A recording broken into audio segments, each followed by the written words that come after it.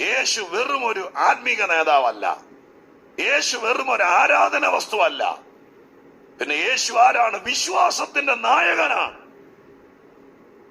എന്ന് പറഞ്ഞാൽ സ്തോത്രം, ക്രിസ്തീയ ജീവിതത്തിന്റെ നട്ടെല്ലെന്ന് പറയുന്നത് വിശ്വാസമാണ്. വിശ്വാസമില്ലാത്ത ആർക്കും ഇതിനകത്ത് ജയിക്കാൻ പറ്റിയല്ല.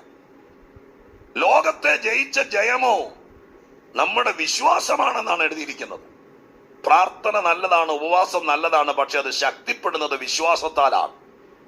വിശ്വാസമില്ലെങ്കിൽ ദൈവത്തെ പ്രസാദിപ്പിക്കാൻ കഴിയുകയില്ല. വിശ്വാസമില്ലെങ്കിൽ പ്രാർത്ഥിച്ചിട്ട് കഥയില്ല.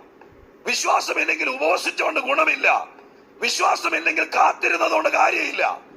ഏറ്റവും വലിയ കാര്യം വിശ്വാസമാണ്. വിശ്വാസത്തിന്റെ നായകൻ ഈ ലോകത്തിലെ മറ്റാരുമല്ല, കർത്താവായ യേശുവാണ്. സ്തോത്രം. വിശ്വാസത്തിന്റെ നായകൻ എന്ന വാക്കിനെ കുറിച്ച് പറയാൻ ഒത്തിരിയുണ്ട്, പക്ഷേ ആ ഭാഗം